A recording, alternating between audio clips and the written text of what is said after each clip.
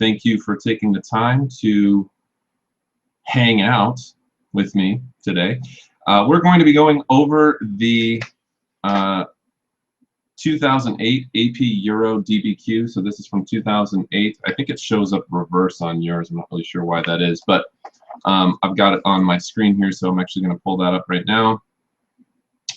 And what you will see as you take a look at the DBQ is that it pertains to the causes and responses to the German Peasants' Revolt, which occurred from 1524 to 1526. So what we're going to be doing here is, the nice thing about DBQs is that they always give you a historical background here. And hopefully you guys can all see what I'm highlighting here for you. This is the historical background. Always make sure to read that before you actually start analyzing the documents, because this gives you a nice bit of background on the topic of your actual prompt without maybe you needing to know a ton about it. Now remember, you're never going to bring this stuff up in the actual writing of the DBQ. This stuff here is considered given information. So you know it, the reader knows it, that's it. You don't need to start talking about it in your essay because it's considered given information.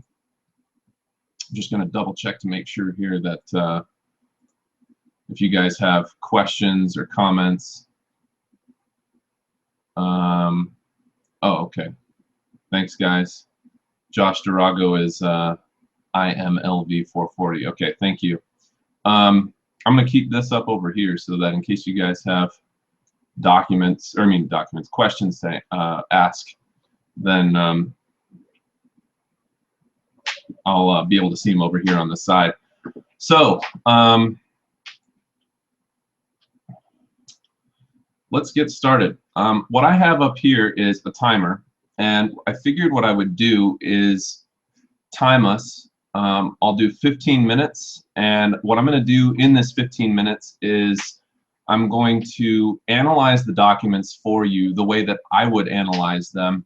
My original intent was to have a separate second camera that I could use and you know, handwrite and stuff like that, but unfortunately that didn't pan out the way that I thought that it was going to. I may get it fixed for the future, but it's hard to switch between cameras as you're doing a single hangout. So unfortunately we can't get that going here, and we'll just have to use Microsoft Word instead in order for me to be able to show you what I'm typing or what I'm writing.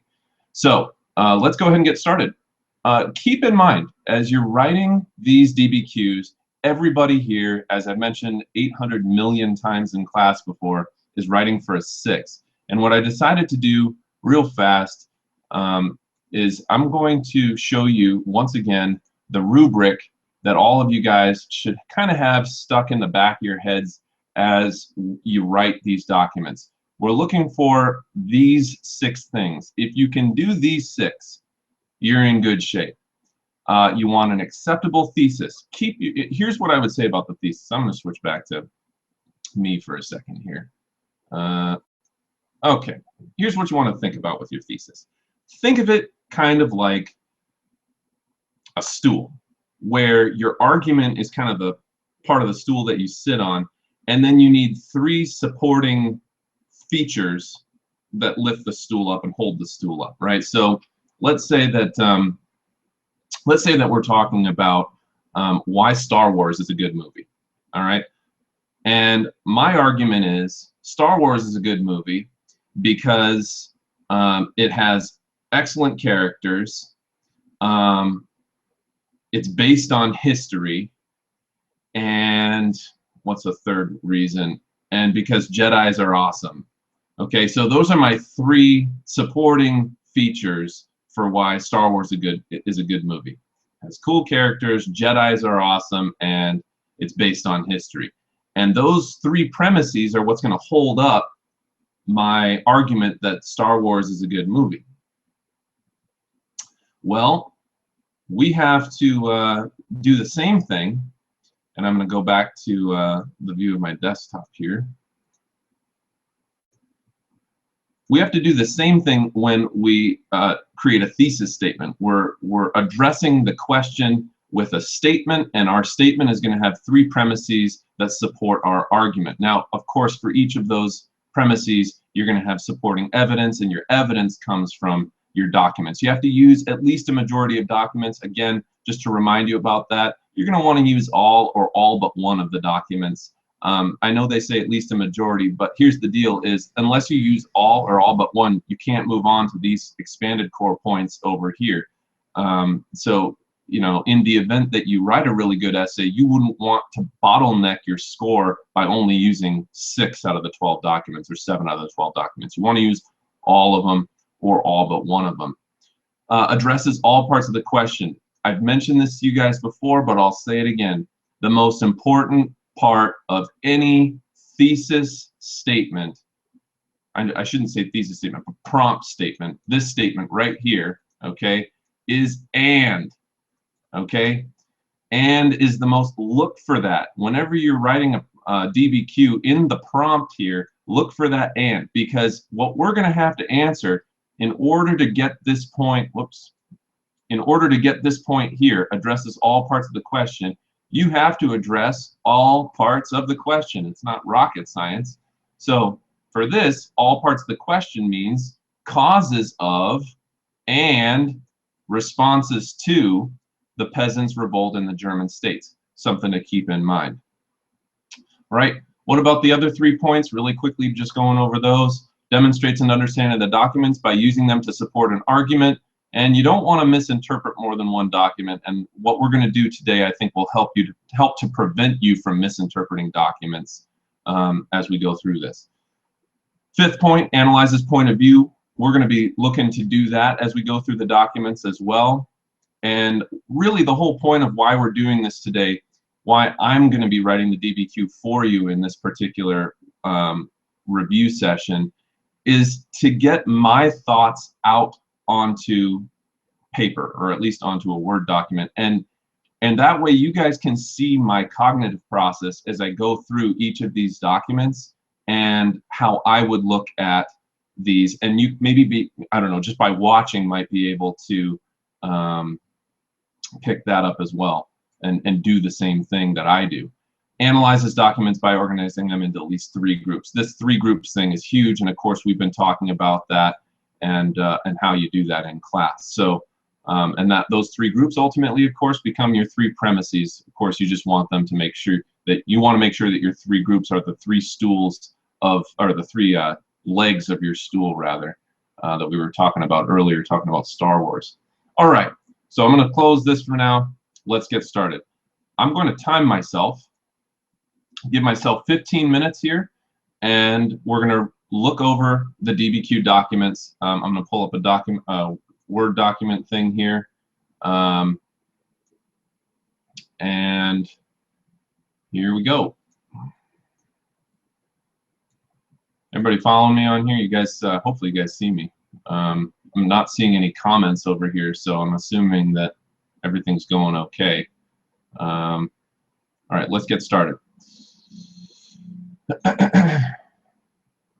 Start my timer. Here we go. 15 minutes on the clock. Our first thing here looks like a map. It says peasants revolt in the Holy Roman Empire. Keep in mind the Holy Roman Empire, that's what Germany used to be back in the 1500s before it became actually Germany. It says here general area of conflict in light gray, area of severe conflict, and then boundary of the Holy Roman Empire. So here's the Holy Roman Empire, what we might call the modern area where Germany is located. All right, and then we've got conflict here, kind of looking like light conflict, and then more darker conflict, more severe conflict here. All right, so as I'm looking at this, the first thing that I'm thinking is, looks like there's not a whole lot of conflict in the northern parts or eastern parts of the Holy Roman Empire. It looks like most of the conflict is occurring in central and southern Holy Roman Empire. Interesting. Okay, so I'm going to just really quickly here, Doc 1, conflict. This is probably going to be religious / maybe a little bit of political going on there. in central and southern Germany. And boom, now I've already done document 1. Now I'm going to move on to document 2 here. Here we go. Oh, I guess that's weird. Is this just extra information? I wonder if they just gave you extra information there. I thought that was a document, but maybe, oh, whatever. Let's go up in here. Well, now we'll start with doc 1. Can I zoom in on the documents? I can. Whoops. Is that any better? Hopefully it is.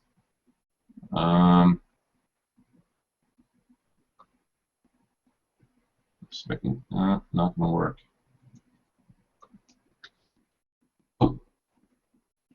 Is that any better, Andrea? Can you see that a little better now? Hopefully you can see it. All right. Looks to me like this map here was just an extra little piece of information. I could have sworn that that was a document, but evidently not. So what I'm going to do is I'm just going to reset it here. You don't want to do this on your exam. Oh well. All right, here we go. Starting with document 1. Here we are. All right. Always do Samoa first. You want to look at your source. Right? Who is this? Where does it come from? Leonard, looks like his name is Leonard von Eck, Chancellor of Bavaria. Report to Duke Ludwig of Bavaria. All right. This rebellion has been undertaken to repress or put down the princes and the nobility and has its ultimate source in Lutheran teaching. For the peasants relate the majority of their demands to the Word of God, the gospel, and brotherly love. The peasants are binded, led astray, and made witless. If these peasants promised today that they would give their lords no further trouble, they could change their minds within an hour. So this is 1525. Interesting. So this is going to be, if we're looking at this, it says late 1524 to 1525. So this is going to be right in the middle of your peasants' revolt in terms of time. And the first thing I'm thinking about as I'm reading this is, what's the point of view of this guy? What is Leonard von Eck? Let's get into his head for a second here. This rebellion has been undertaken to repress the princes and the nobility and has its ultimate source in Lutheran teaching. This, to me, doesn't sound like he's in very much of favor of this rebellion. To me, it sounds like, and look, he's talking to a duke, okay? The duke is an upper class sort of a guy. If you're saying that this rebellion has been undertaken to repress the princes, this is going to be, Doc 1 to me sounds a whole lot like a response, first of all. Remember, when I say response, what I'm referring to is the fact that you need to talk about both causes of and responses to. To me, this sounds like a response. And his response is that it's anti-nobility. Okay? He sees this as a threat to political power. So this is seen as a threat to political power, okay, and that, boom, we've already got kind of our first thing here. Leonard von Eck, in terms of point of view, something to keep in mind on this is von Eck doesn't like it. Okay. Boom, I've got my first document done. I move on to doc 2.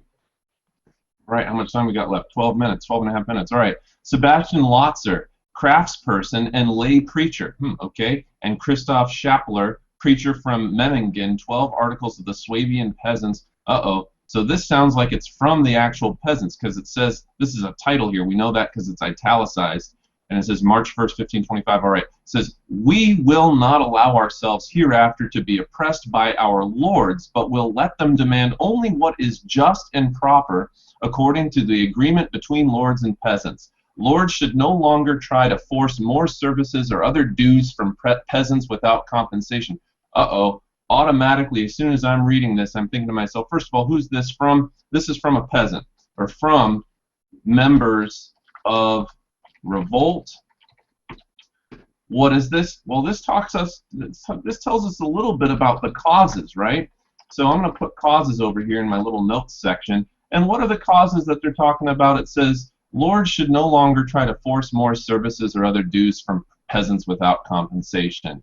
Well, so what we're talking about is that the peasants, causes are peasants feel like they're treated unfairly. And if you think about it, it doesn't have to be rocket science in terms of figuring out what this is talking about here. Why do people revolt? Ask yourself that question. People revolt because they're unhappy about something. They don't revolt because they're happy. People are going to revolt because they're unhappy. And what you have to determine is, why are they unhappy? Well, this says force more services and other dues without compensation, treated unfairly. They're not being paid. Whoops, they are not being paid fairly. All right, so there's my Doc 2. Point of view is that, and I'm thinking about point of view with all of these, right? So my point of view is peasants feel like they are treated poorly, and then we move on to Doc 3 here. Oops. All right, so document 3. Peasant Parliament of Swabia to the Memmingen Town Council, from Articles of Peasants. Uh-oh, sounds to me like this is a similar article to the one before. It says, hitherto we have been held as your poor serfs, which is pitiable, given that Christ has purchased and redeemed us with his precious blood, just as he has the emperor.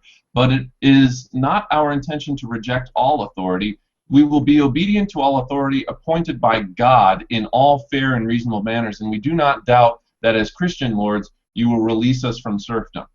This document is a little bit trickier than the previous document.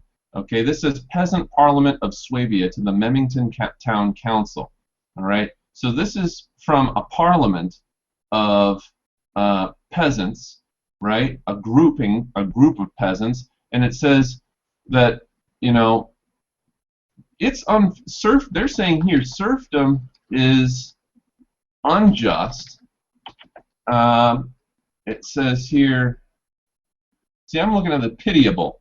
What does it mean, pitiable? Well, poor serfs, pitiable. We don't want your pity.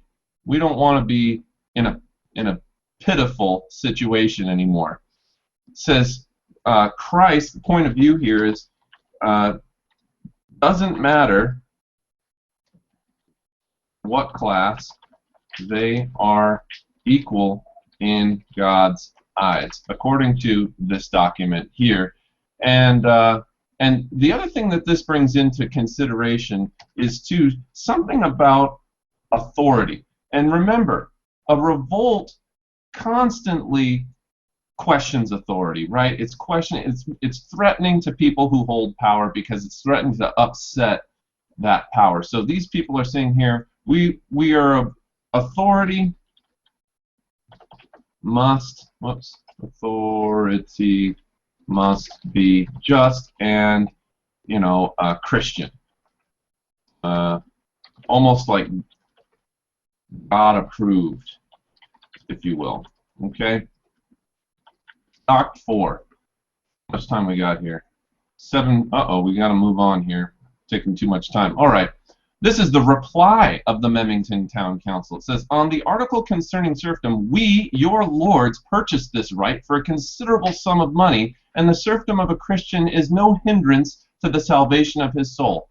However, so that you, the subjects, may see and recognize the council's goodwill, the council will release and absolve its subjects from such serfdom that the council controls. In return, the peasants shall pay us a reasonable amount of money. This document is saying, we'll end serfdom, but you'll pay us to do so. Because right here, this is, and if you think about it, what is this from Persia thing? This is economic. Something to keep in mind. And remember, the people of the Catholic Church at this time, we're going to talk a little bit about this before we actually start writing the DBQ. People of the Catholic Church were considered extremely corrupt, and had kind of this stranglehold on power and money, and the Protestant Reformation is really questioning all that. So it says, we'll end serfdom, but you'll pay us to do so. And what's the point of view of this one? The point of view is lords. What should we say? Lords do not like the idea of ending serfdom, but are worried about losing the let's see here, losing the peasant revolt, I guess you could say. Probably not the best way of putting it, but let's move on to Doc 5 because we're running low on time. Pastor Johann Heralt, report of the events at Wiensberg, April 16, 1525. The peasants arrived so unexpectedly that the count and his subordinates could not return to the castle and had to remain in town with the citizens. The peasants scaled the castle walls, captured the countess and her children, plundered the castle, and then appeared before town. The townsfolk were peasant supporters. They opened the gates and towers to let the peasants in. So, Doc 5 here is a personal account of a peasant revolt at Wiensberg, and it says townsfolk supported the revolters. Okay, and this is a pastor, so we could probably trust his point of view, because why is he writing this? He's probably just writing it for the sake of, I mean, you might say that, you could say actually, if he's a pastor of a Catholic church, you might say he is going to be biased against the peasants, and, you know, but I think we could probably believe the fact that this actually happened, because to me it seems this is report of the events at Wiensberg. It doesn't really tell you where the report comes from, but it doesn't. He doesn't speak to. He doesn't use those like really bias-oriented words like, you know. It says here the peasants scaled the castle walls, captured the countess and her children, plundered. Plundered's a little bit of a bias word. Plundered makes it seem like they. I mean, but maybe they did plunder the castle. I mean, it is a revolt. And then appeared before the town. The townsfolk were peasant supporters. They opened the gates and towers to let the peasants and let them in. Interesting. Well, okay, document 6.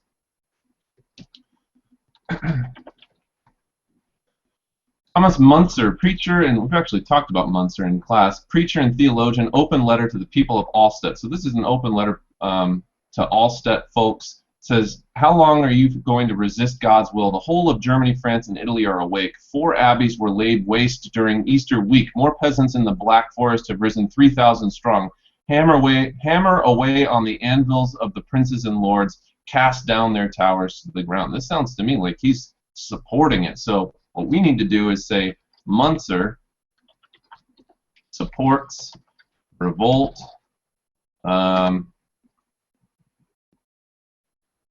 He's saying that the revolt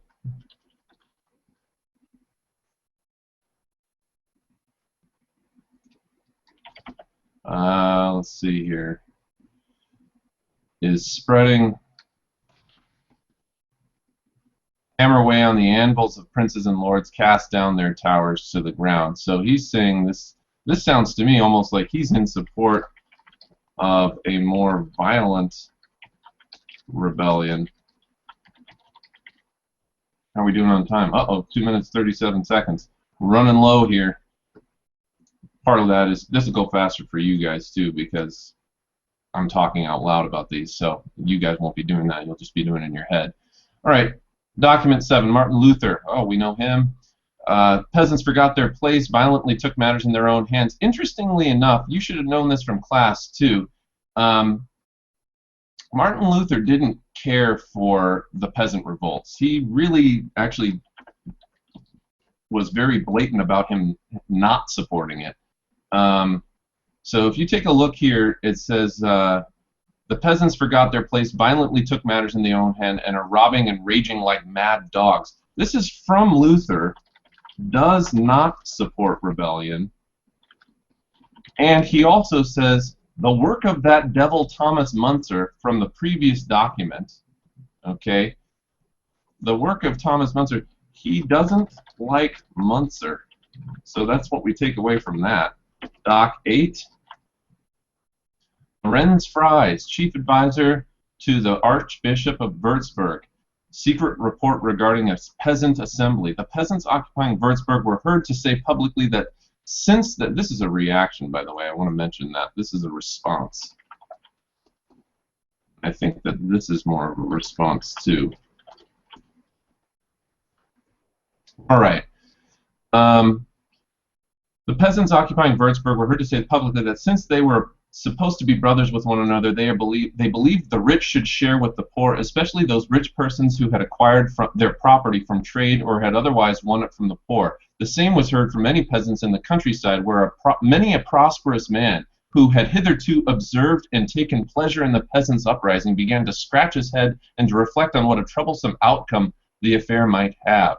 So this guy's reporting to the archbishop, who's an archbishop? He's a high-ranking member of the Catholic Church. It says the peasants occupying Würzburg, so these are people who are in Würzburg, were heard to say publicly that since they were supposed to be brothers with one another, they believed the rich should share with the poor. That sounds, wow, doesn't that sound like almost like a predecessor to, I don't know, almost like a communist revolt? But we don't want to talk about communism here because, of course, it doesn't come up for quite a while again. But especially those rich persons who would acquire their property from trade or had otherwise won it from the poor. Oh, there's my timer. So we'll turn that off. We didn't get through the documents in 15 minutes, but that's because I'm being really long-winded about talking about them. So you kind of have to put the timer aside for right now. It says the same was heard from many peasants in the countryside. So this document here is higher class folks worried about the peasants' intent to share, to have rich folks share their wealth. All right, let's move on to document 9. We got to move quick here. We're already at 2:30. How about that? Casper Nutzel. Sorry, Graciela. I guess she's having a hard time finding how to work the app here. But I got to keep moving here. Casper Nutzel, Nuremberg town councilor. If you guys remember, we talked about the Nuremberg laws. Sometimes you'll see Nuremberg spelled with an N there like that. This is like the German spelling of it. Letter to Duke Albert of Prussia, August 5th, 1525. May God grant that the peace be preserved. It is indeed true that the poor, blind, and ignorant peasants have overstepped the mark with their unseemly behavior. No reasonable person could deny how unreasonably unchristian indeed, how excessively the authorities have torn how excessively the authorities have torn out the hair of their subjects, whom they should aid, defend, and rule rather than flee. So this is a response quite clearly. Doc 9, Nutzel, letter to Duke, response to revolt. Okay, and he's basically saying peasants were way out of line. Okay, Doc 10. Real fast here, we're going to get through these last, only got 3 documents left. All right. Christoffel von Liechtenstein, nobleman, so he's a high-ranking sort of a guy, legal plea for leniency to Count Wilhelm von Henneberg. Okay, it says many other nobles saved their lives and goods and joined the peasants because no help or consolation had been sent by the territorial prince. As an old man, I begged that the peasants should not force me to swear an oath of allegiance to them. In view of the fact that I had grown up with their parents, gone to school with them, and now in my old age had done them no harm, only good, that was to no avail. I had to swear the oath. So he's talking, it says, he's speaking on behalf of himself to Count Wilhelm Henneberg. Von Liechtenstein is a nobleman. He's an older guy. Okay, he's saying here, I'm old, in my old age. Okay, he said, I didn't really want to have to join their ranks, but I did. And so this is kind of an interesting one too, because this one shows that the revolt isn't just peasants. Actually, some older folks, so this one we're going to say old, this is a response, old and weak nobles felt pressured to join the revolt. Okay, Doc 10. Now we go on to Doc 11. Count Wilhelm von Henneberg. Whoa, that sounds familiar. It says, letter to Duke Albert of Prussia. At first the nobility looked on unawares that misfortune was creeping up on us, for it pleased them well that the rebellion attacked the priests and the monks. Now, when the peasants had eaten all that was in the monasteries and drunk up and consumed all that was available, they fell upon the nobility's houses, took all that they found in them, and burnt them down. Whoa, things be getting violent. All right, so we need to go here and say that this is point of view, rich nobles, okay? This is from a count to a duke, so we know that these are nobility folks, and the point of view is that the rebellion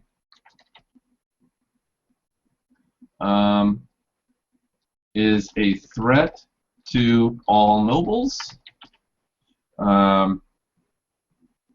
and that's about all you need for that one. Rebellion's a threat to all nobles, and probably to take precaution going forward.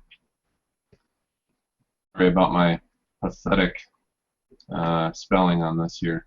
All right, final document. We kind of overstepped our time again, but whatever. It says, Decree of the Imperial Diet of Speyer, August 27th, 1526. In the last year, terrible, unprecedented, and unchristian rebellion by subjects occurred through almost all parts of southern Germany. Therefore, His Imperial Majesty expressly commanded that earnest examination be made so that such disturbance and rebellion be prevented in the future.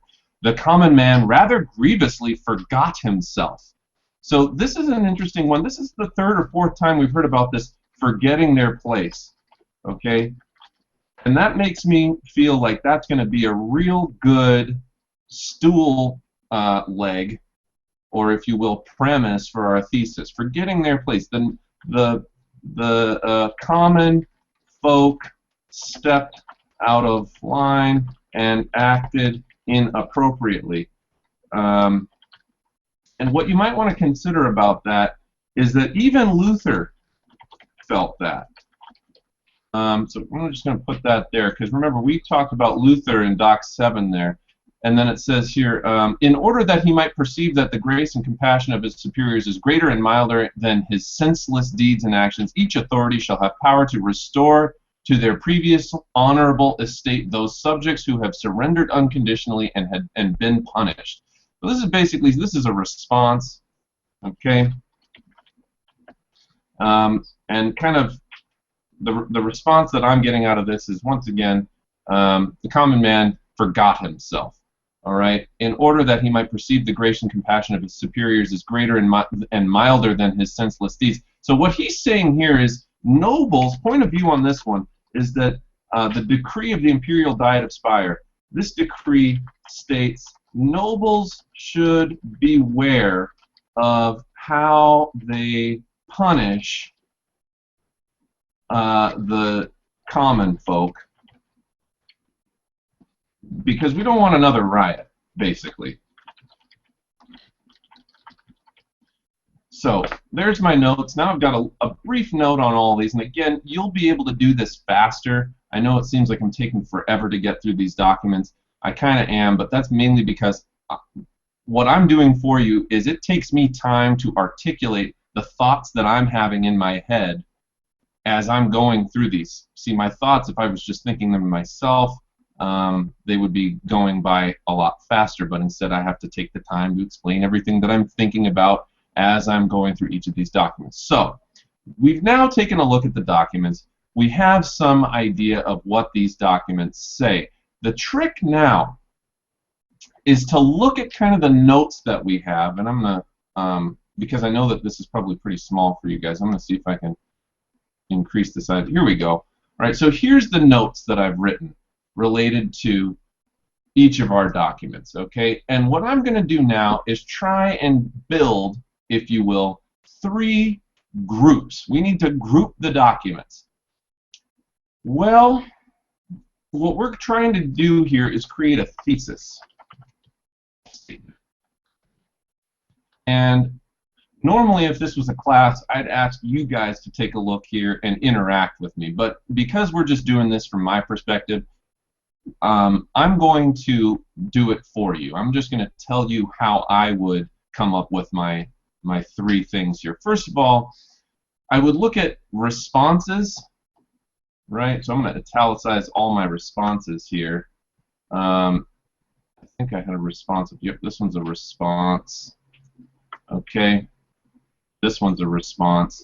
And this is a clue that these ones are probably going to go together, because remember, when we're looking at the thesis, I'm going to pull the prompt back up here.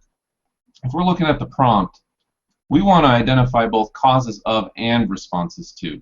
And of course, the responses to are going to be in their own groupings, and the causes of are going to be of their own groupings. Now, you might think to yourself, do I need 3 causes and 3 responses? No. You'd be sitting there writing an essay for twice as long as you need to. You only need 3 groupings of documents total. So that might be 1 grouping that talks about causes and 2 groupings that talks about responses. And because we had more responses, right, I'm going to say that probably we're going to have 2 groupings of responses and only 1 grouping of causes. Because to me, these documents sounded a lot more about responses to it than causes of the peasants' revolt. All right, this is definitely a cause here. Okay, serfdom is unjust, right? That's a cause. All right, this is a cause up here. So these 2 are probably going to go together, right? This one we might be able to say is a cause. We can look into document 8 there. But let's take a look back at the documents here and see if we can come up with some solid groupings.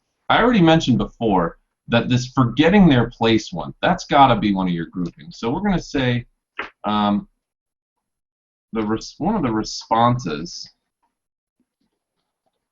was forgetting their place in society, right? And now we have to come up with our documents that support that. Well, clearly document 12 is going to talk about that, because I just said it from document 12. What about here? Peasants were way out of line. Boy, that sounds to me like another one. So we're going to put document 9 in that one there too. And then what else do we have here? Luther. Let's go back to Luther and look at document 7 real fast. All right, so this is a long-winded way of me showing you how to do this, but nonetheless, it says, the peasants forgot their, holy Christmas, forgot their place. Look at that. It says it right in plain text. So we can go back and we can add 7 to our grouping on that one. Might there be other, I'm just making sure I don't have any extra comments here. Okay, might there be other ones here where we look at peasants forgetting their place? Well, let's go here and see. I don't see forgetting their place in that one. Let's go to 6. Munzer. No, we're not going to hear it from Munzer. He's in support of the peasant rebellion. Peasants arrived. The peasants scaled the castle walls. This one talks about kind of what they did. On the article considered, the person's right. That's a response, but that's not really talking about them forgetting their place.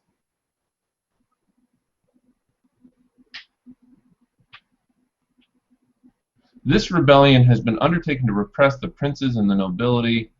The peasants are blinded, led astray, and made witless. If these peasants promised today that they would give their lords no further trouble, they could change their minds within an hour. So he's saying that the peasants are kind of out of line there. One might work.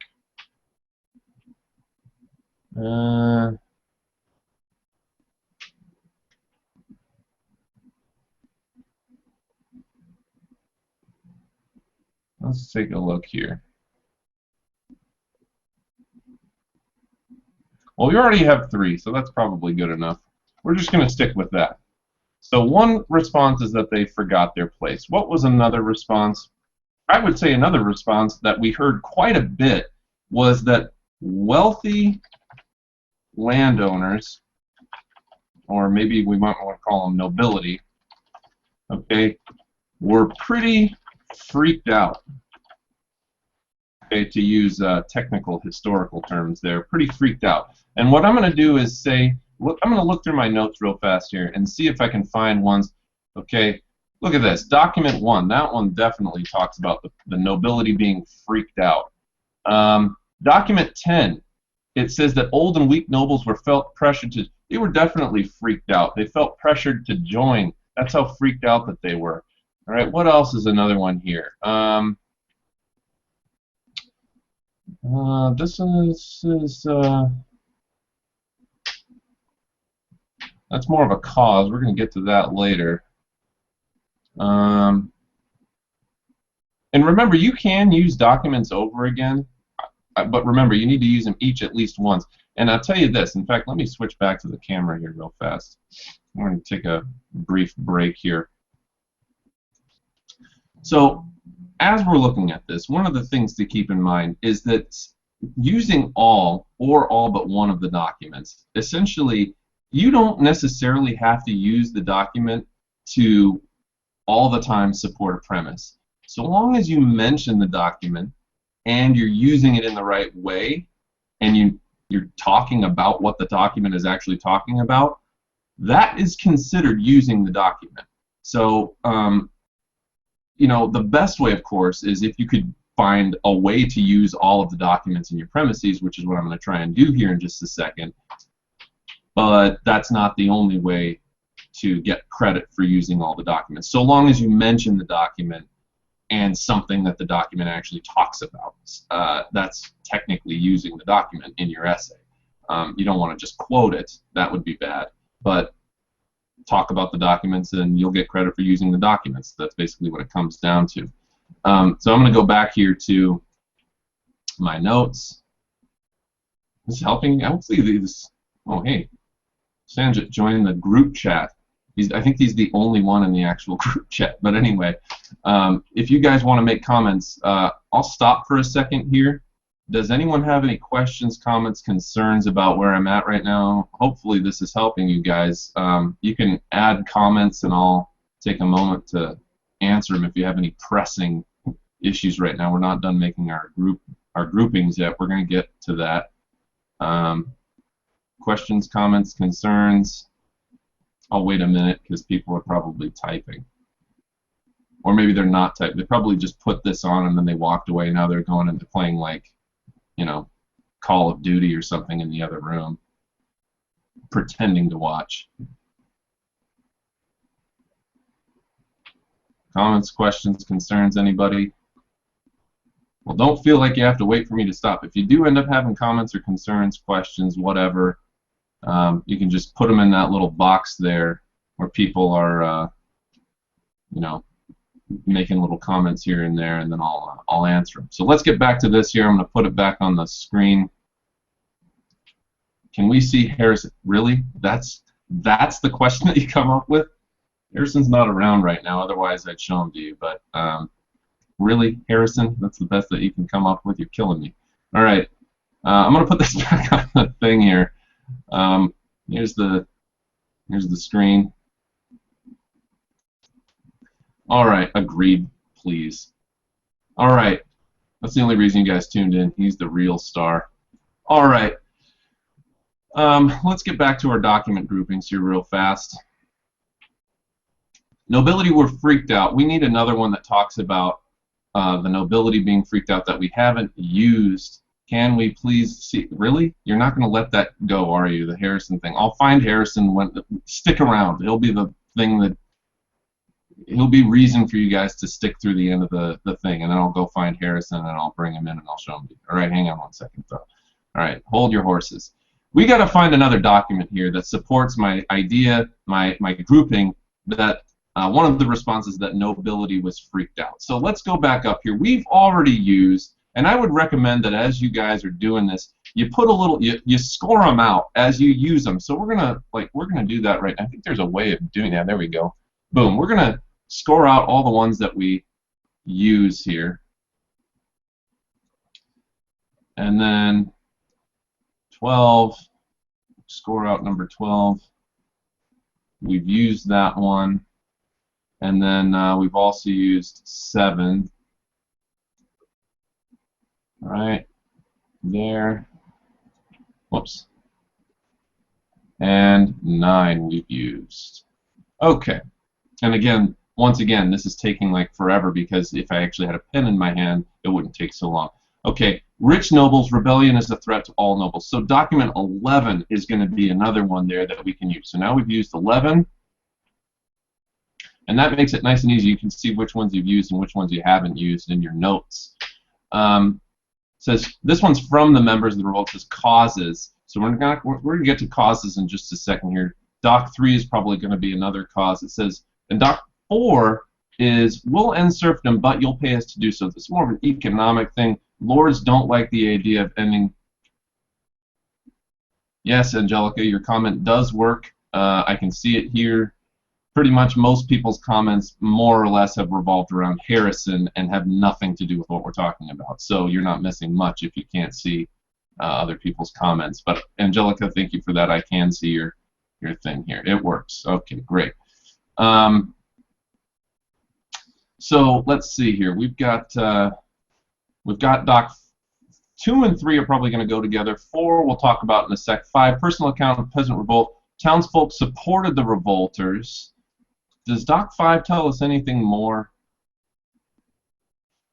It says, peasants arrived so unexpectedly the count and his subordinates could not return to the castle. The peasants scaled up the castle wall. This one doesn't really necessarily argue for us that it's a wealthy landowner that was freaked out, so we can't really use that one. Document 6, Munzer supports the revolt, so he's not gonna. That's probably he's talking about the revolt and in support of the revolt, so he's probably not gonna give us any info. Number 8, higher class folks were worried about the peasants' intent. Oh boy, that sounds right, doesn't it? Let's take a look down at number 8. Yeah, this is from Fries or Lorenz Fries. You're killing me, Janak. All right. Peasants occupying Würzburg were heard to say publicly that since they were supposed to be brothers with one another, they believed the rich should share the poor, especially those rich persons who acquired the same was heard. So this is, we're going to say document 8 fits in here too. Peasants don't want to, the nobility don't want to share their wealth. So we're going to score out number 8 too. Boom. All right. Now we need to talk about causes. We've already got our responses. Now let's talk cause. Okay. Clearly, one of the causes here is that the peasants felt mistreated. There we go. And what's going to be our documents that support that? Well, document 2 clearly is going to be one. Document 3 is clearly going to be one. And just to remind you what those are about, document 2, this was from the actual members of the revolt, right? Okay. So we will. This is why it's nice to have the things here. I really recommend doing notes like this, because then you don't have to go back and get tied up in reading the document over again. If you make yourself a nice short little statement, this becomes so much easier to work with than the actual documents themselves, right? So you go back here, you just look at document 2. We know what document 2 is about. It's from the members of the revolt. Peasants feel like they're treated unfairly because they're not being paid fairly. Boom. Document 3. Serfdom is unjust. So that's going to be another, element of how they, element of causes for the revolt. And then we could actually probably, even though document 4 reads more like a response. See, check it out. It says, on the article concerning serfdom, we, your lords, purchased this right for a considerable sum of money, and the serfdom of a Christian is no hindrance to the salvation of his soul. So they're saying, like, this actually also supports the idea that their grievance is serfdom. So you can still use 4, even though it's from the nobility. That actually strengthens your argument of all things, because what they're saying here is, even though 4 doesn't say that they're being mistreated necessarily, you might say their grievance of serfdom is another way of putting this, right? And 4 supports the notion that serfdom is what they're upset about, even though it's coming from the point of view of the nobility rather than the peasants themselves. See, document 3 is the peasants themselves talking about how they're upset about serfdom. Right here is where it says release us from serfdom. But document 4 is the nobility's response to that, which acknowledges the fact that serfdom is one of the major causes of why they're revolting in the first place. So that's gonna fit in there as well. What about, so we can actually now score those out too, because we've used 2, 3, and 4 now. Do the other ones fit in there? This says document 5, personal account of a peasant revolt. Townsfolk supported the revolters. That doesn't really tell us much. Document 6, Munster. I don't think you might think to yourself, oh, I wonder if we can just group the last couple of documents together. Not really. They don't really fit with one another. Let's go back and take a look here at the ones we haven't used. All right, document 5. The peasants arrived so unexpectedly that the count and his supporters could not return to the castle to remain in town with the citizens. The peasants scaled the castle walls. So it's talking about plundering the castle. It's like a personal account. We know that this doesn't really tell us. What you have to ask yourself is, does this tell us a cause, or does this tell us a response? And to me, it doesn't really say either. It just says the townsfolk were peasant supporters. I guess you could say that the response, I guess it falls under response, and the only response that it would fall under, and I'm not saying that you should use this, is that the response was that the townsfolk supported it. But I don't really think that that's a great leg of your stool, if you will, to go back to that metaphor I was using earlier. They opened the gates and towers and to the peasants and let them in. That's really all it tells you. It doesn't really give you a whole lot. And then what about document 6 here? How long are you going to resist God's will? The whole of Germany, France, and Italy are awake. 4 abbeys were laid waste during Easter week. More peasants in the Black Forest have risen, 3,000 strong. Oh yeah, Morgan. Yeah, we'll be done by then. Don't worry about it. 3:45 before. Yeah, we'll be done before then. We're almost. See, the thing that's nice is once you know the documents, it takes you almost no time to write the essay. That's the great part. So we're going to just lay these aside for right now. We've already used a majority of the documents. We've used 10 out of the 12 of them. I know that's not all or all but one, but we might be able to fit document 6 in there somewhere. So let's go ahead and get started. What we need now is, I'm just going to write it down here, we need a thesis statement. Remember that all of your essay is based upon writing a good thesis statement. The trick to getting a good score on your DBQ is the preparation. The writing of the DBQ is more of a formality if you have good preparation. So our thesis statement is let's go back to the prompt really fast. This is how I would write. It says, analyze the causes of and responses to the Peasants' Rebellion in the German states. My thesis statement, and really, thesis statement can be kind of a long sentence. So what you're going to say is something to the effect of, the primary cause of the German peasants' revolt was that peasants felt mistreated and that serfdom was an unfair system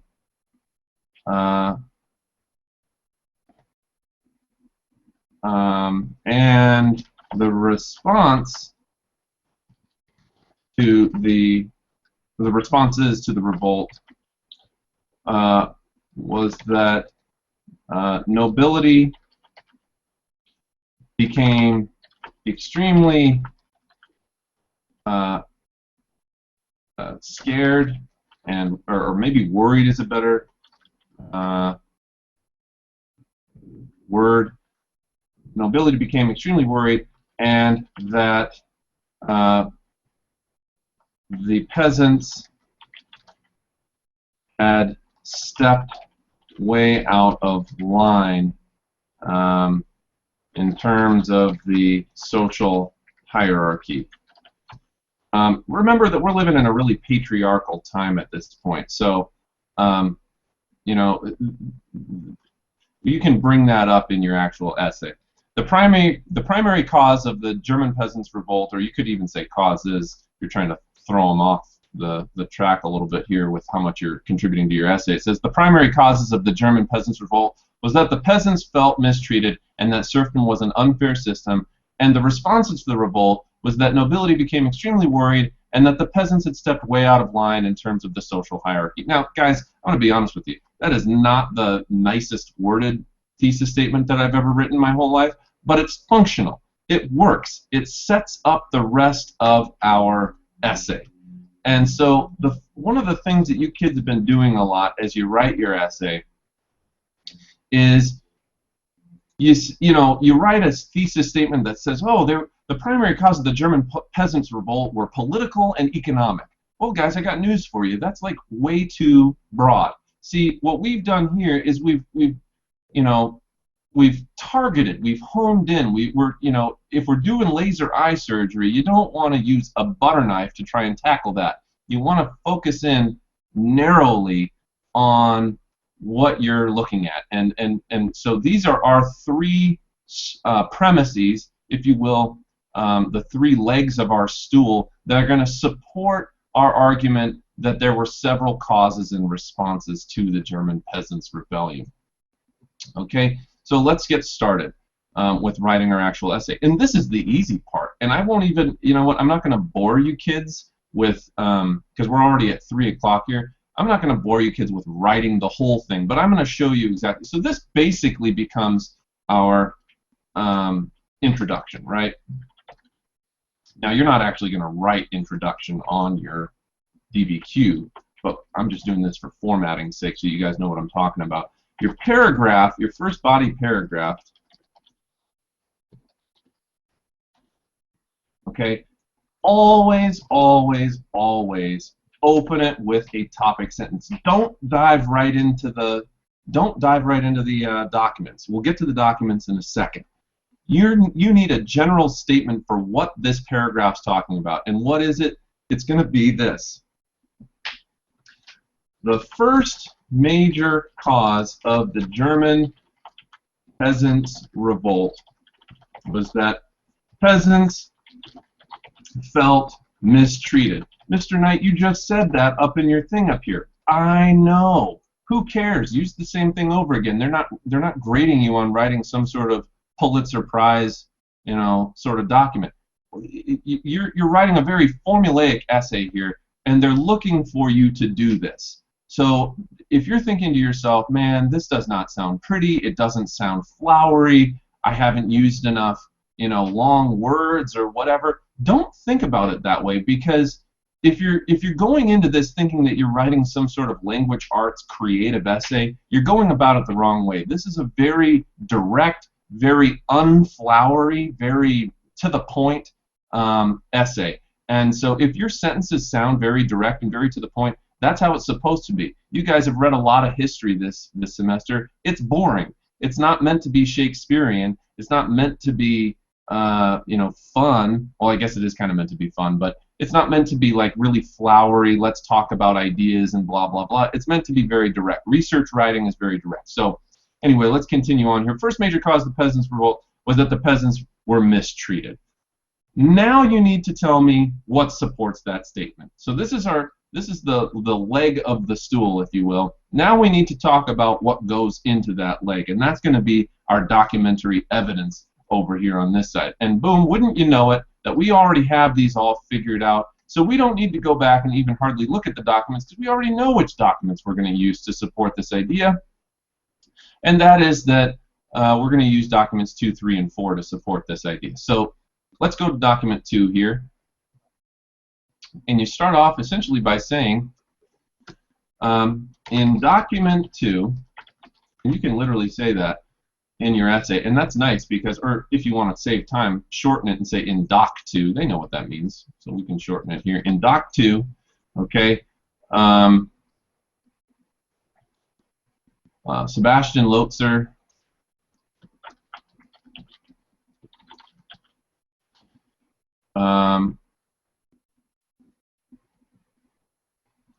says that the peasants won't continue to allow the lords to oppress them.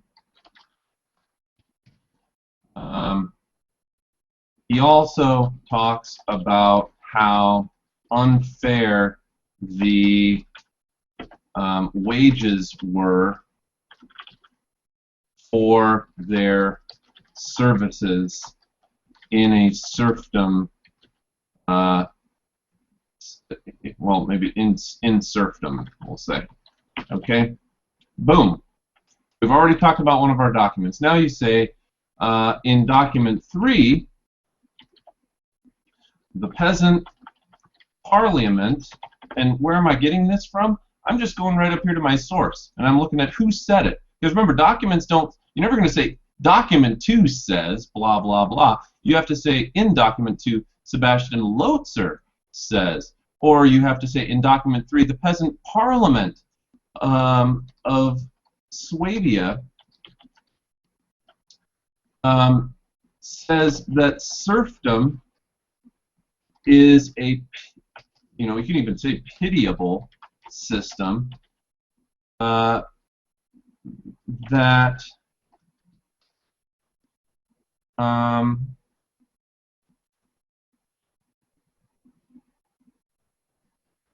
let's see here, that is unfair, and that that is unfair, we'll put there, okay, and then we can also go on and say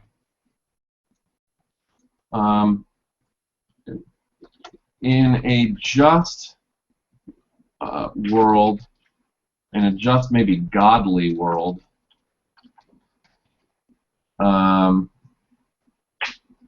serfdom wouldn't exist, and they would still remain obedient to Lord and God.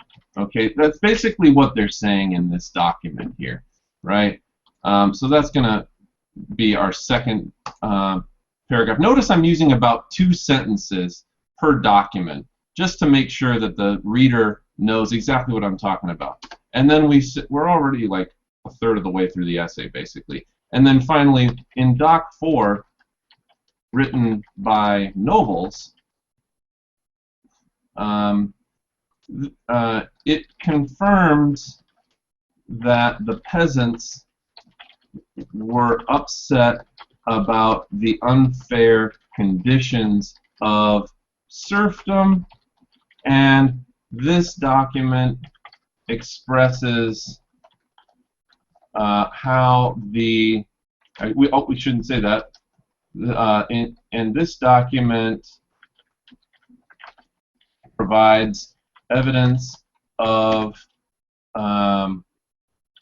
how the nobility was willing to release the peasants from serfdom if they could pay them to do so.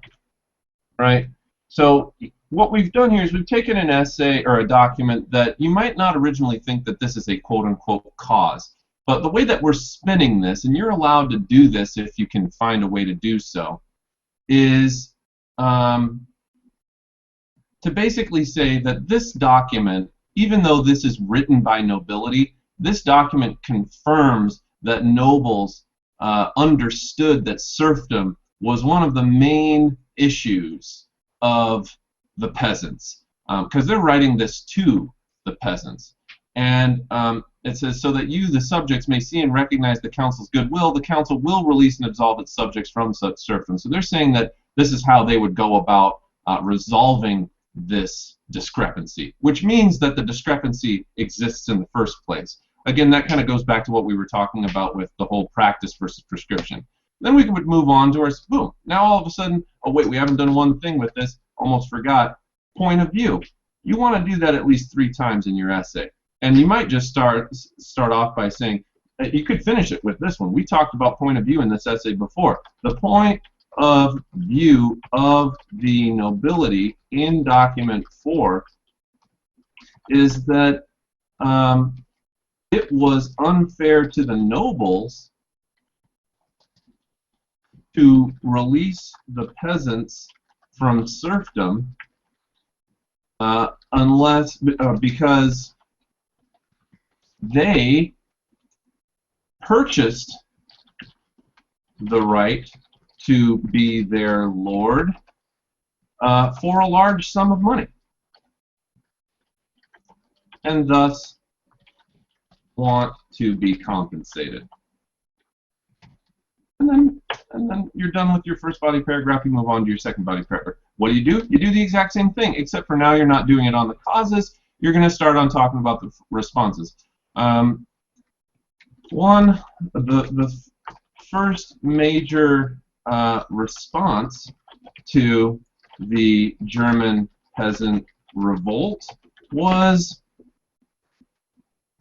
and we have it up here, the opinion that the peasants had forgotten their place in society and acted inappropriately. Okay? So, then we would go on and talk about our three documents there, 12, 9, and 7. So we would go to document 12. Okay, and we already know what document 12, the decree of the imperial diet, states that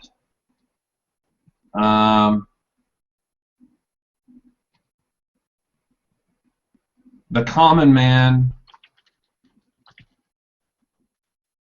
grievously forgot himself.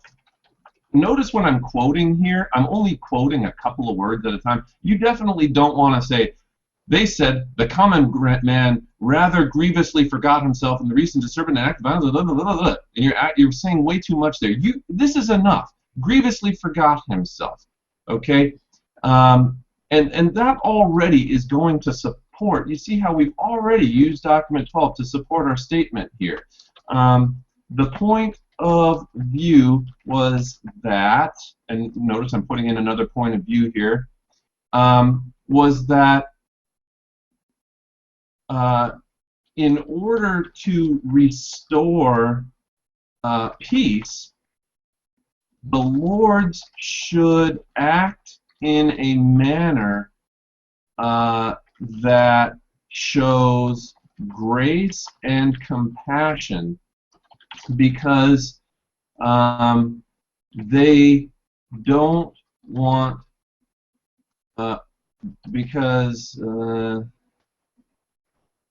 basically what I'm trying to say here is that nobles don't want to forget their place. What we're trying to say with this document is that the nobles don't want to stoop to the level of the peasants, okay? Because nobility, because it's the job of the nobles to remember their place in society, okay? And this tells us, you see how I just, it doesn't take a whole lot. The point of view was that in order to, right, notice I put this because in here. That's the key phrase in establishing point of view. Because it is the job of the nobles to remember their place in society. And now I've already talked about one of my documents. Now I talk about the next one of my documents, and I would go to number 9, right? So here's document 9. Document 9. A letter written from one noble to another states that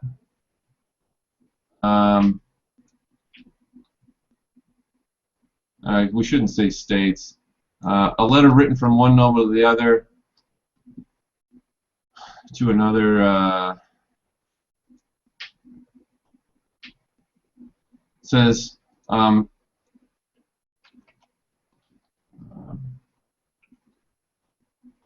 claims. I know we're kind I'm kind of breaking my own rule there, but that's okay. We'll just say it, and it wouldn't be that big of a deal. It is indeed true that the poor, blind, and ignorant peasants have overstepped the mark.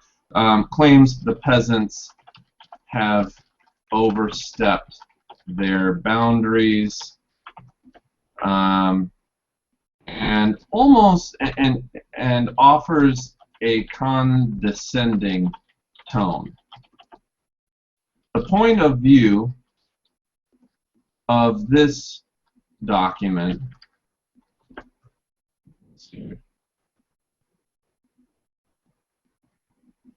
excuse my bit of backtracking, but the thesis statement doesn't have to directly. We did state the document groups.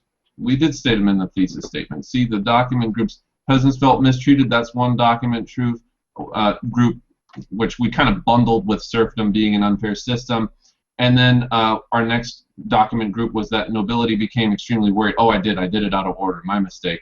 We just did it a little bit out of order, stepped way out of line in terms of social hierarchy. We just did this one first. So in case you guys were wondering, like, hey, wait a second, you're right. Thank you for catching me on that. We probably should have done became extremely worried first, and then we would do our next one. But whatever, you guys get the point. What I'm trying to show you here is more or less the format of the paragraphs. You want to have that topic sentence first, and then you jump into your documents. And what do you say about the documents? You simply state how that document directly goes to support the premise or the topic sentence of that paragraph. And we're doing that. That's essentially, you're taking a look at, and again, I know that this has taken me a long time to do, but really, if you think about it, I mean, I took way longer. You guys joined here at 2. We probably really didn't get started with things until about 2:15, and we're at about the hour mark. I'm most of the way through my second paragraph, and really all I'd have to do is my third paragraph and my conclusion, and then we'd be done. And I think about how long I took to go over these documents. I mean, we spent 45 minutes looking at these documents, but it's better to take time to look. In fact, I'll just go back to the camera at this point. Let me find it here. It's better to take time and look at the documents and make sure that you know exactly what the documents are saying and that you have your solid document groupings down, because if you don't, then when you start writing your essay, you don't know what you're talking about. And so, you know, that thesis statement, it sets up everything for you. And if you just follow it to a T using the exact document groupings that you did, you won't have any problems. So, I mean, let me hear from you guys. You need me to, if you want me to, I can go and I can write the rest of this essay for you guys. We're already at 3:15. I know that some of you guys have other things you want to do than talk about AP Euro for your whole spring break, but I mean, does anyone have any questions, comments, concerns at this time in terms of, because I could sit here and talk about this all day, so, oh my gosh, Janak, really? Really? That's the only thing? No, I hate the beard. I'm not bringing it back. Killing me. Any other comments, concerns? For real ones that pertain to what we're talking about here. I'll wait for you guys because I know that it takes time for some of you guys to type stuff. So. We've got 35 viewers according to my count here. That's pretty cool.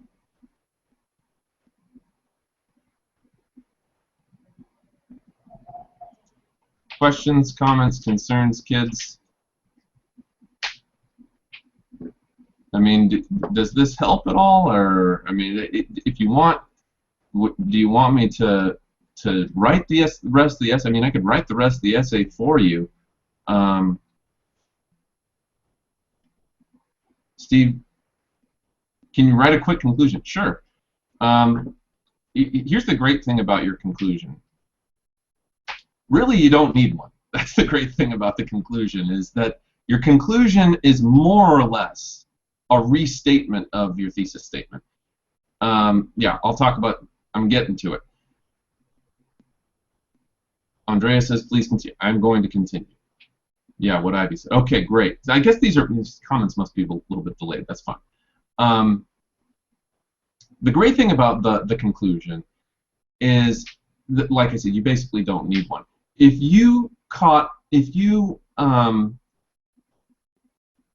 get stuck with time, if you're like you know, panicking because you're like, oh my gosh, I need to write a conclusion, and you're not done yet with your third body paragraph, put your efforts into the third body paragraph. Don't put your efforts into the conclusion, because really, yeah, I'll write the rest of it.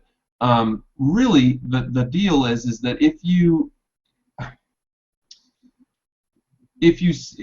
panic during the body paragraphs and you say, oh, I need to rush through and get the conclusion done, what you're going to do is you're going to take the substance away from your essay, and that's taking the most important part of your essay away. So if you find that you're worried that you're not going to get to your conclusion, don't worry about it. Put your efforts to your body paragraphs, finish your body paragraphs, make sure you have your documents talked about, and then go and worry about the conclusion later. And really, like I say, all your conclusion has to be is a restatement of your thesis. But let's go ahead. I'm going to finish this up really fast because I know that you guys want to go on and do other things. So I'm going to write this as quickly as I can for you, and then we can finish up with any last comments or concerns, and then we will send you on your way here. So let's go to screen share again, share, and boom. All right. So by the way, it looks like we got a couple of. Okay, good. All right. Go back to this, and okay. Let's just finish it up real fast. Document 9, a letter written from one noble to another claims the peasants have overstepped their boundaries and offers a condescending tone. The point of view of this document is condescending toward peasants because it states that they are ignorant and I guess we could say it in order, are poor, ignorant, and blind. And I'm just going to really quickly look at this here. It says, no reasonable person could deny how unreasonably, poor, ignorant, and blind, and acting in an unchristian fashion.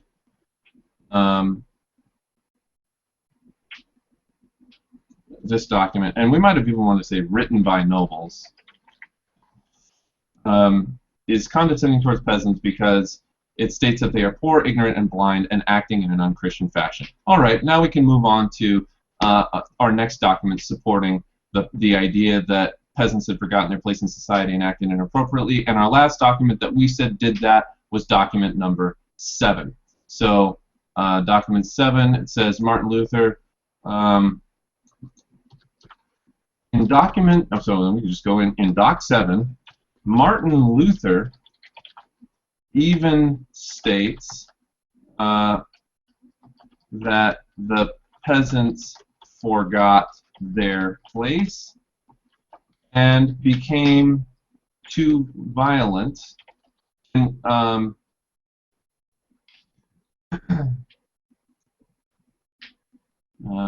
and that can be a single sentence. Martin Luther even states that the peasants forgot their place and became too violent. He even offers the comparison of peasants acting like mad dogs.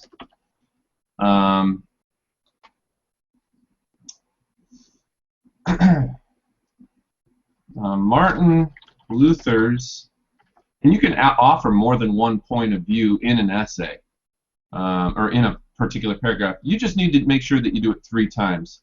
Martin Luther's point of view was that even though he was a major figure in promoting the Protestant Reformation, he did not support the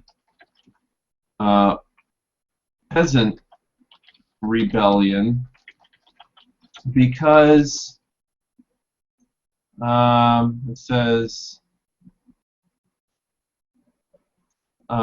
doing so was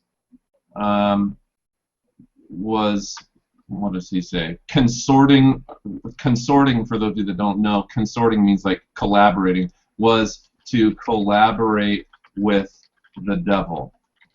It was out of line with God's will and how he had structured society. Okay, and that we are taking a couple of liberties with that, but remember, it's okay to use your own outside knowledge as you're writing these essays. So now we're done with paragraph 2. Let's move on to our third body paragraph. And our last point that we were going to make is that wealthy landowners and nobility were pretty freaked out. Another important response to the German peasants' revolt was that it was startling and upsetting to the nobility.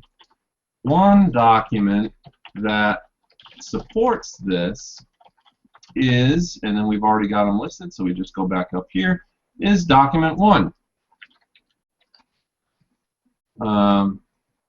Document 1. And again, you know, this doesn't look very nicely formatted. I didn't capitalize German and stuff like that. Remember, they know that you're under pressure here. Okay, they know that. Oh, we got a couple of comments here. I'll get to that in a second. They know you're under pressure. Okay, this doesn't have to be perfect. The spelling doesn't have to be perfect. You know, etc. So let me look at some of these comments you guys have. It says, when we do point of view, we only need it from at least 3, not every single person. That's right. Yeah, Victoria, good point. You do only need it 3 times. If you wanted to do it more than 1 time, they're not going to penalize you for that. But maybe it would be wise to know which documents you want to use point of view on before you, in that 15-minute planning session, you quickly go through, say, oh, this one really demonstrates point of view. You could use it for every document, but you want to use it for at least 3. And then it says here, when you're done with the essay, can you put it on Schoology? Absolutely, that's easy to do, not a problem. And the document analysis, absolutely. Calvin asked, do we have to state directly that the sentence will be a point of view? I tell you what, again, Calvin, you know, that's a great question. What I would say, I'm just going to put the camera back on me for a second here, just because it's kind of weird just having you stare at documents. What I would say,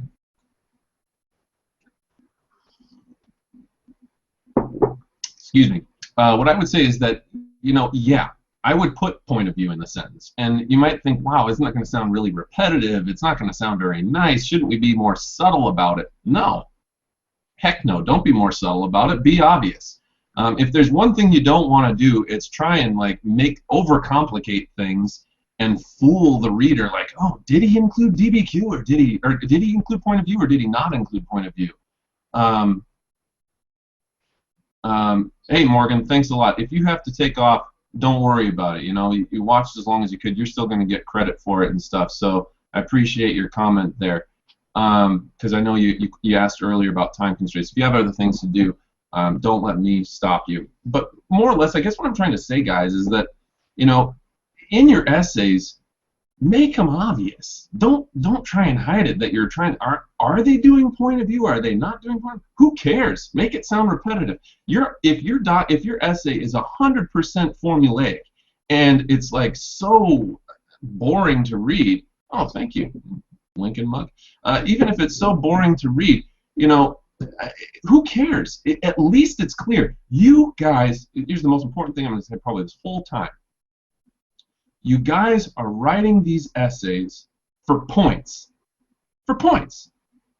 And the points are clearly laid out for you. You either do the things that they ask you to do, or you don't do them. Or if you're doing them and they can't tell that you're doing them, then what's the point? So write these essays in a very matter of fact, a very direct very clear way. Don't make them question. I'll tell you what, the people who read these essays, they're history teachers like me, and many of them know about research writing. When they read your essay, they're going to be looking for the format that I've taught you guys. They're going to be looking for an introduction. They're going to be looking for paragraphs that start with a topic sentence. They're going to be looking for the paragraphs to include 3 pieces of document evidence to support that topic sentence, that premise of your argument. Absolutely. Eliza just asked, so saying in document every time is totally fine, even though it's repetitive? Absolutely. We don't care about if it sounds repetitive or not. The whole thing here is a repetitive essay that does what they ask you to do still gets a 6. And if every single one of you guys got a 6 on your DBQ, I would jump and click my heels in the air, because that would mean that you probably could take a few more points away from your multiple choice and still get a passing score on the AP exam. The important thing is that your essay does the things that they ask you to do in them. So, anyway, let's finish it up. We're almost done here.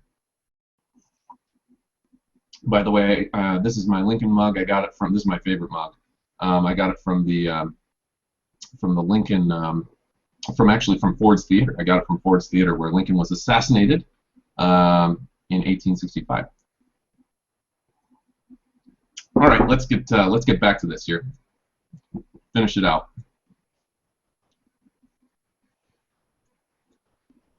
All right. Let's go to where's my thing here? All right. Really quickly, last paragraph. Document support.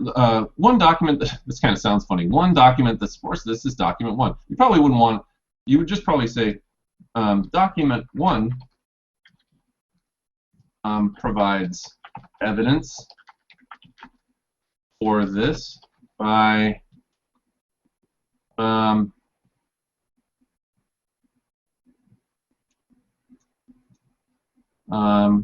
providing an account of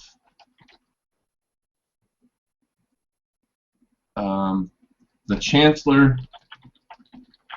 of Bavaria, who states that this rebellion is meant to repress the princes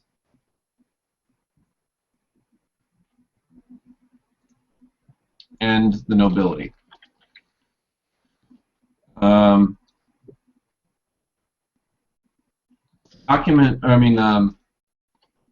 The Chancellor's report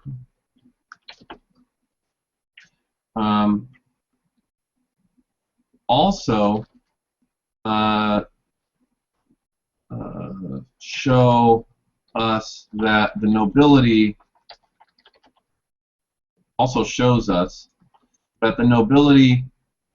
says if these peasants promised today that they would give their lords no further trouble, they could change their minds within an hour. That makes it sound like the peasants are really unpredictable. That the nobility views, and notice I said views there, so they could probably take this as a point of view sentence. The nobility views the peasants as unpredictable and could easily change their minds on how obedient they were.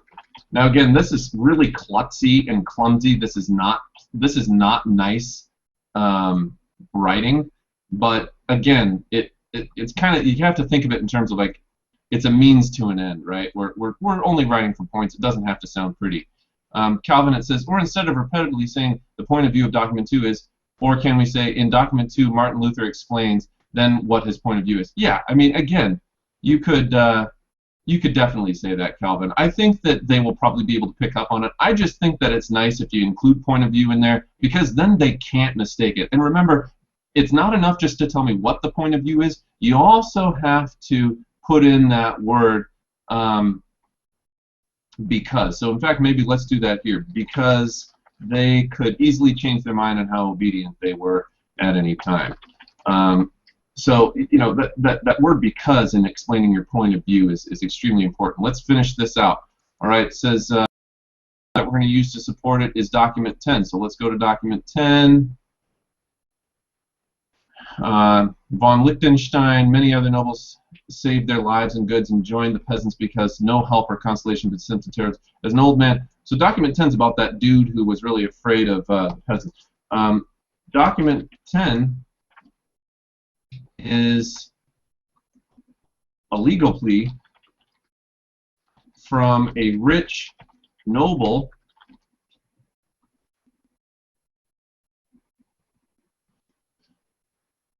Yeah, Janak, that's a good point. You would never want to say the point of view of the document is. You would want to say the point of the view of the people who wrote the document, or the whoever. The point of view of blah blah blah is whatever. Document 10 is a legal plea from a rich noble. Whoops, I spelled noble wrong. From a rich noble who actually joined the revolt out of fear.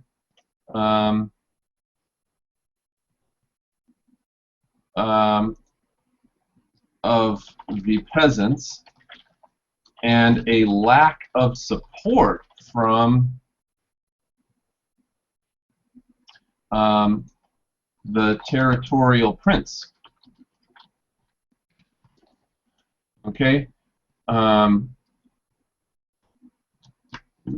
so this shows that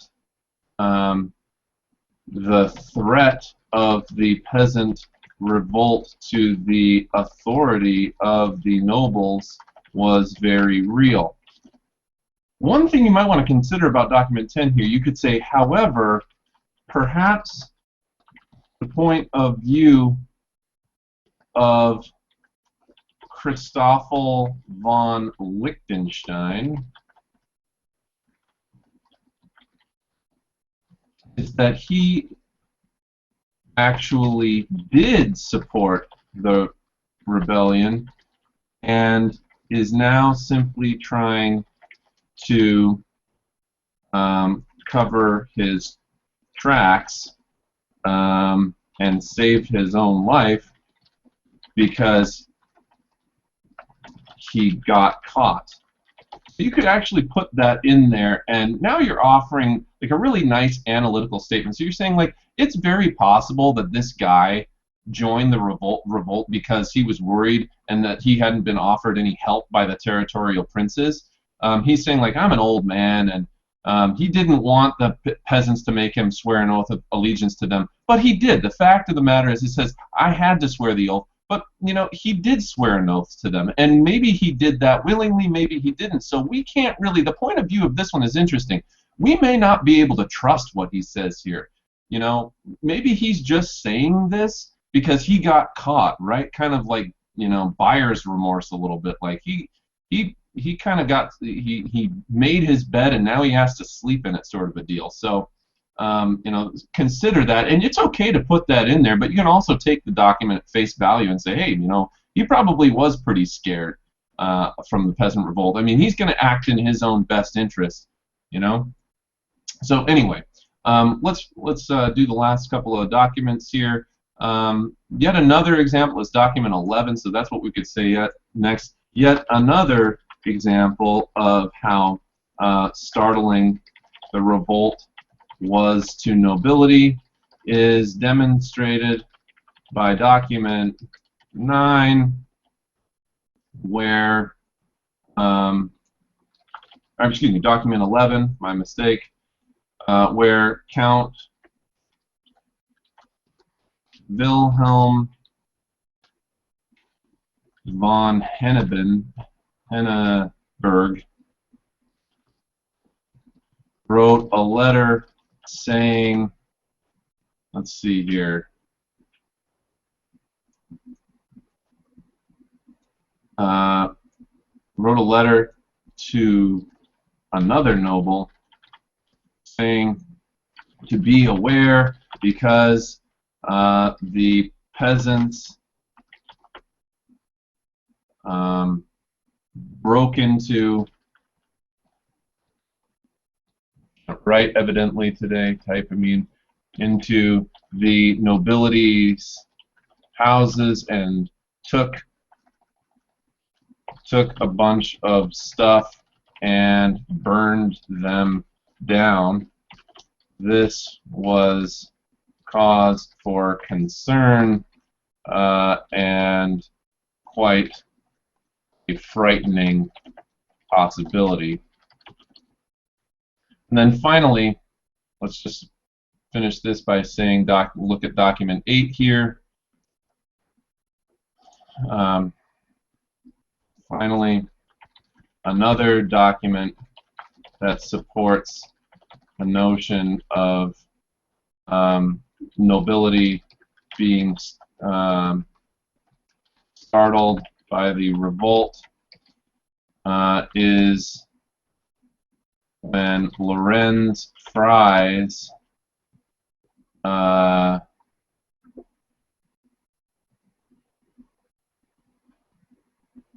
let's see here. Versberg so publicly, since they were supposed to be brothers, one of believe states that the nobles, or that the peasants intended for the nobles to share their wealth. This would have been a particularly unsettling idea for nobles because they did not feel compelled to share their wealth with peasants.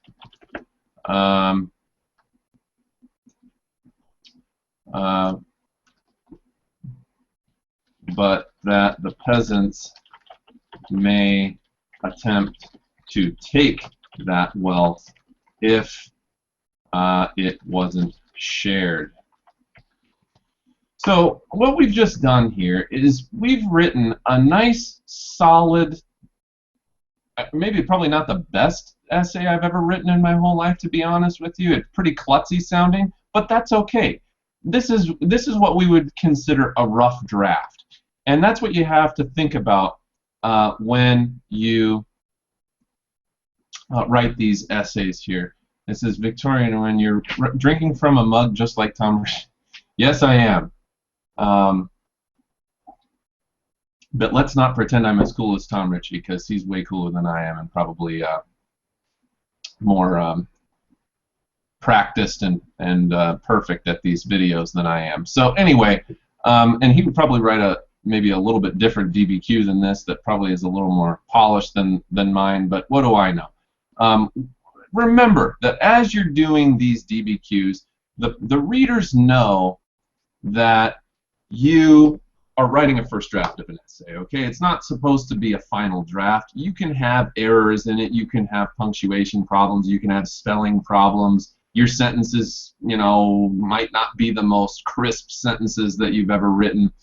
But more or less, if you're just being direct, if you're writing in a manner that's really easy for the readers to be able to get through and say, yeah, this kid knew what they were talking about, and they lived up to the standards of the scoring guide, well, then you're in good shape. And what difference does it make how polished it is? Again, you guys are in 10th grade. You get, what, 30 minutes? No, about an hour to write this, if you consider the 15-minute, like, whatever it's called, the 15-minute review session. You know, they know it's not going to be perfect, so that's what I'm trying to say. All right, really quickly here. In terms of a conclusion, again, I'm not going to sit here and write a conclusion for you guys, mainly just because I think you know what you have to do. Just restate your thesis. That's all you got to do. The major causes of and responses to the German peasants' revolt were blah, blah, and blah. And now you've got your 3 things down, and they know, and you know. But really, I'll tell you what, the only reason that they would ever look too closely at your conclusion anyway is if you didn't have a polished enough thesis. If your thesis is really confusing in the beginning and it doesn't make any sense and they're reading it like, what's going on here? Well, then of course they're going to look in your conclusion to see if maybe by the time that you got to it, you realized what your thesis statement was. But really for all of us, and hopefully in my class, you guys should know your thesis before you actually write your essay. If you don't, then you're kind of going on a road trip without a map, if you will.